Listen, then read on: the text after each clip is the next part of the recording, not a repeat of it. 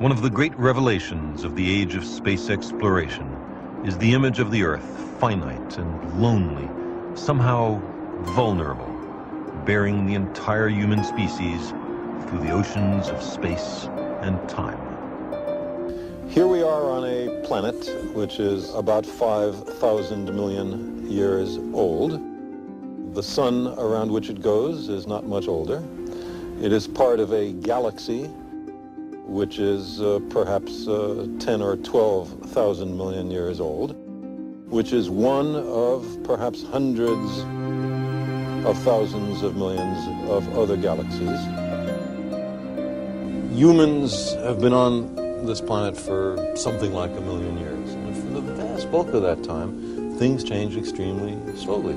The population increased very slowly, our technology improved, but by very slow steps. And just recently, we had a huge increase. You know, this is what's called an exponential. It's flat for a long time, and then boom, increase in population, increase in technology, increase in pollution, increase in our powers to disturb the environment, to change the planetary environment. But we're the same old human beings as we were 1,000 years ago and 100,000 years ago. Not much has changed with us. Carl Sagan, King of the Cosmos. Carl Edward Sagan was, in simple terms, one of the most influential men of the 20th century. His list of accomplishments is obscenely long. Dr. Sagan received the NASA medals for exceptional scientific achievement and for distinguished public service twice, as well as the NASA Apollo Achievement Award. Additionally, he received the John F. Kennedy Astronautics Award of the American Astronautical Society, the Explorers Club 75th Anniversary Award, and the Konstantin Tsiolkovsky Medal of Soviet Cosmonautics Federation. Carl Sagan was born on November 9, 1934 in Brooklyn, New York to Samuel Sagan and Rachel Molly Gruber. Sagan's interest in astronomy began very early on into his life.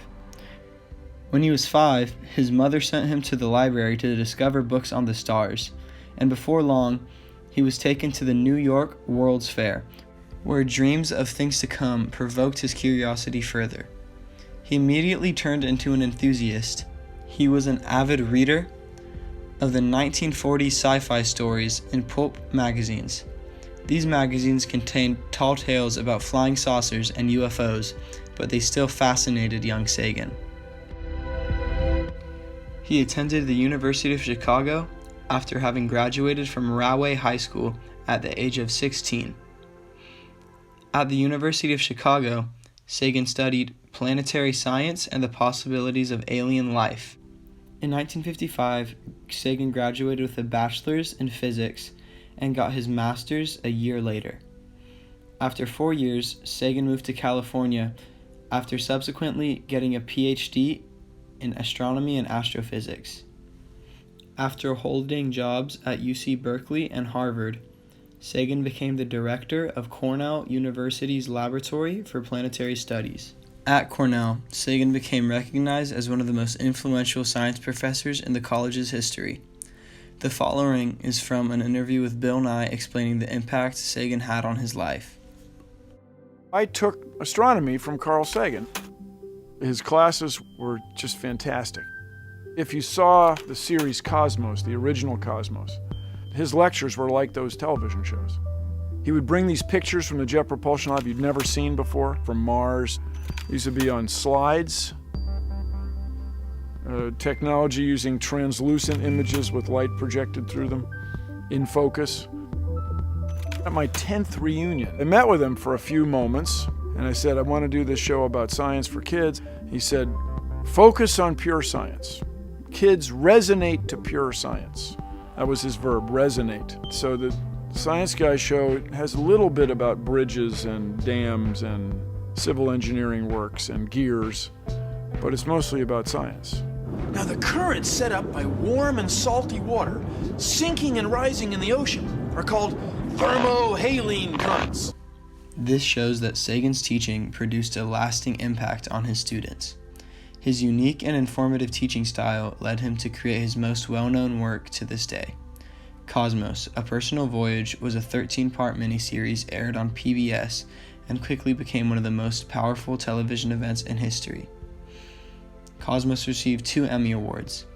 The book, also titled Cosmos, quickly became the most-selling book published in the English language at the time.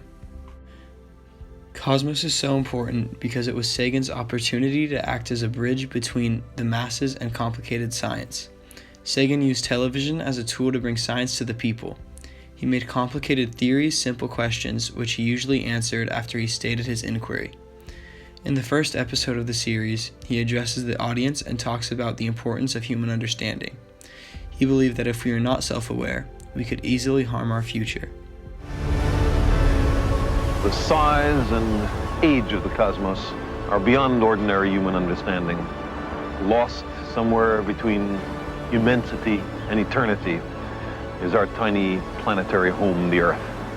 For the first time, we have the power to decide the fate of our planet and ourselves. This is a time of great danger, but our species is young and curious and brave. It shows much promise. In the last few millennia, we have made the most astonishing and unexpected discoveries about the cosmos and our place within it. I believe our future depends powerfully on how well we understand this cosmos in which we float like a mote of dust in the morning sky.